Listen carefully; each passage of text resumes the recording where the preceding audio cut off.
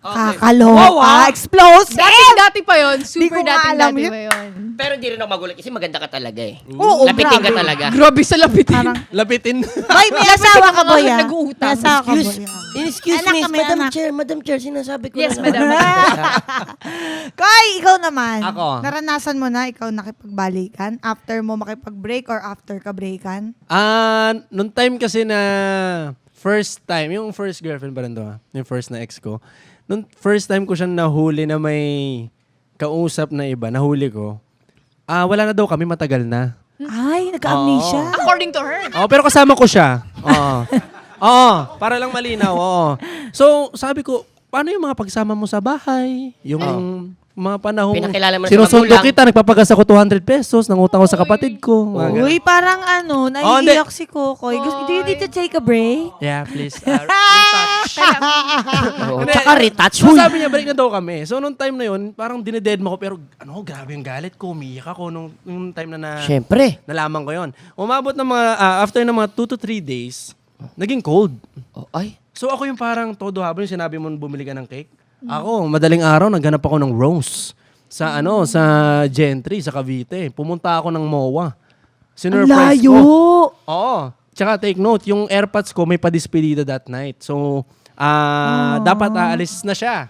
So, first time ulit yun na parang may pa-boodle fight sa bahay. Masaya. O, ang alam sa amin kami pa. Oh. So, sabi ko, hindi pwedeng wala siya dito kasi magtataka eh. Lagi nandito eh. So, hindi sumasagot ng phone. Umabot ako sa point na minessage ko yung stepmom niya kung nasan siya. Nasa MOA daw, nasa seaside. Oh my God. Nasa may seaside. So sabi ko, layo. Ano ako magpapaalam na susunduin ko lang. Pero sinabi ko, Dad, ano lang ako sunduin ko lang siya. Puntahan ko lang kasi Cavite lang din naman. Pero ang totoo nun, pumunta ako ng seaside. Bumili ako ng rose. Naghanap ako ng rose. Tapos may taas yun eh. Hindi ko alam kung nandun pa rin yun. Sa taas nun, open. Tapos sa baba, parang walk-in lang. Pagpunta ko doon, may speaker. Tapos nakita ko yung speaker, parang Bluetooth speaker. Oy. So sabi ko, may connect ako ng favorite music namin. Meron Yeah, kaming yeah, yeah. Di ba yung mga ganun May favorite team song kayo. Oo, may team song eh. Oo. Dito na, nakikonnect ako, Plinay. Tapos biglang umakit ako, dahan-dahan, syempre. Taray. Alam ko sarili ko, sasama to kasi syempre, Oo. ikaw yung may mali sa akin eh. Makalaglag panty yung Oo, tapos may paros ako. Ganun yung feeling ko. Pagdating ko sa taas, kasama yung best friend na babae. Yan. Pagkakita sa akin ganun, anong ginagawa mo dito? Sabi niya sa akin, ano yun, Koy? Ganun-ganun na lang. Sabi niya ganun sa akin. Sabi, ay, wait lang ha. Parang, halika Koy, sabi niya ganun. Kasi hindi ganun kadali sa akin na na maging okay lang bigla doon sa ginawa mo sa akin. Ha? Ano nangyayari? So after nun, parang feeling ko, hindi kami. So ako yung nag-try tuloy na maghabol. So feeling ko yun yung time na wini-win back ko siya. Pero parang feeling ko akin ka naman talaga nun. Parang hindi ko lang alam na may iba. Parang ganun yung dating. So naghabol ako. Hanggang nahuli ko ulit. Wala na to. Wala na pag-asa. Tsaka ganong age kasi talaga nag-e-explore yung mga tao eh. Yung ganong age. Tapos hindi pa nila alam kung ano Aggressive ba talaga tawag yung... 19 yan? ako? Madam Chair, aggressive. 24 siya nun. 5 Pag years eh. aggressive pang may rabies ka nun. talagang Iba yun. Hindi, Ganong age para ko kang eh. impulsive. Oh. Ayun pala Tama, yung sabihin ko. Impulsive pala yun. Ayun, oo. Okay na.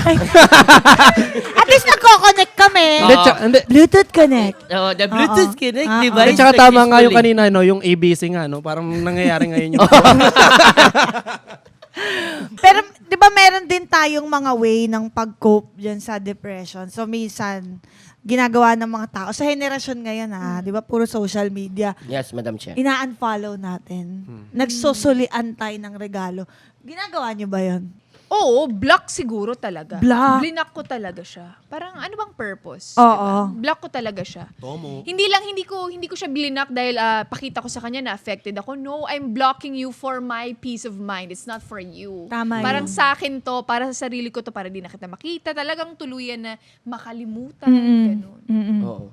Tapos yung sulian ng regalo, siguro parang hindi ko siya na-try. Kasi may utang pa eh. Siguro. Uy! Sincha! Bakit ko isusoli kung ikaw di pa nagbabayad? Sincha! Oh, shucks! Grabe yan siya. Napaka-generous kasi na girlfriend nito. Oo eh. Ikaw, nagsoli ka ba ng gifts? Matatapon na naman. Hindi na. Wala naman akong sinoli. Wala rin naman sinoli sa akin. May naiwan pa ata akong brief eh. Wow! Charis. Sorry, naka-break Wala kayo. ibang brief. Best actor na siya. Malupit din. Oh. Malupit din. Para magka nagka-boyfriend ka, may iwan yung brief ko dyan. Mag-aaway kayo. Ako ang dahilan. Wala. Parang wala namang ganun. Wala namang nagsolian. Unfollow. Yung una talaga, inunahan nga ako eh. Bad trip ako eh. Hinahanap ko, sabi ko, unfollow ko. Iba-block kita. Inunahan ako. Sabi, hindi ka na makita. Hindi ko mahanap. Oh, wala na. Sabi ko doon sa tropa ko, patingin ko na sa'yo. Papassage nga ako sa'yo. Lumalabas. Ay, inunahan ako. Wala na. Ikaw, Madam Chair. Oo, yun lang. Ako? Kayo. Ako ma-pride naman kasi ako. Oo. Parang hindi ko hihingin na ibalik mo yung gifts. Pero, dadaling ko yung vacuum cleaner. Hindi. Ang dinala ko lang nun, hindi ko na-specify. yan, di ba? Yung Dinala ko yung Totoo yan. vacuum cleaner. Kasi maganda yung vacuum cleaner. Wala pa nun dito. Mahilig po ako sa vacuum cleaner. Sa mga gusto pong magregalo, magpadala ng gifts, vacuum cleaner is key po.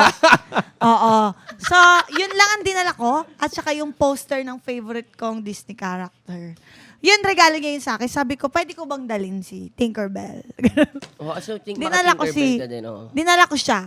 Pero sinoli ko yung mga sing-sing, yun. Iniwan ko. Hindi ko sinoli, iniwan ko.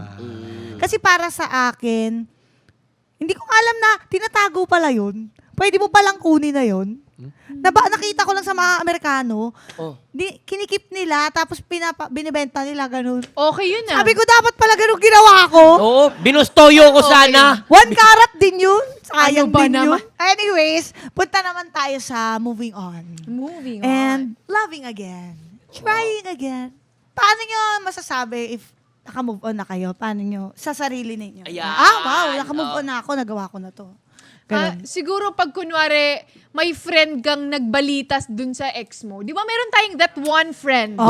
That one yes, friend yes. na nagbabalita sa atin na, uy, nakita ko si Guy, ganito, ito yung kasama niya. May picture pa.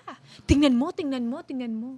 Na masasabi kong nakamove on na ako pag tiningnan ko, okay, wala na. Parang, good for him. Parang ganun. Parang, Di ka na naapektuhan. Di ka na naapektuhan. Parang, na-accept mo na rin na parang, okay yun. Pero, syempre, as chismosa, gusto ko, sasabihin ko naman talaga yung totoo. Chismosa naman talaga ako. As chismosa, sinasabi, sino? Patingin. Titingnan ko kung mas maganda ba sa akin. Pagtingin ko, ay, mas maganda pa rin ako. Uy! Ayun na, naka-move on na ako. Should I share? Ikaw, Koy. Hindi mo natanda yung birthday niya. Tapos. Oo nga, no. Hindi ko naisip yun, Pumasok sa isip yung kasi may isang pagkakataon, etong pangalawa, yung last ko na ex, nag-break na kami siguro mga at least 6 to 7 months na. Yes. Nung naghiwalay kami. Kasi syempre, naging close na rin yung tropa mo dun sa ex mo eh. Ganun eh, di ba? Wala ka naman choice kasi para kilala niya rin kung sino yung tropa ko, kung sino ako, ganun yun eh. So ngayon, nung may isang beses, Diyos ko, parang ma-out ko. Hindi yan. Kaya yan. Sige lang. Hindi siya artista. Okay, hindi siya artista, pero nandun din siya sa mundo natin. Oo. Yan. Okay. So may isa akong tropa na, ito artista to, yung tropa ko na lalaki. Binisita ko sa set. Nung binisita ko siya, eksaktong 12:00. Tapos yung tropa ko na binisita ko na Nang madaling araw to? Nang madaling araw Tapos may nagkakantahan. May bumabati ng birthday. Hindi ko alam, salubong pala ng birthday ng ex ko.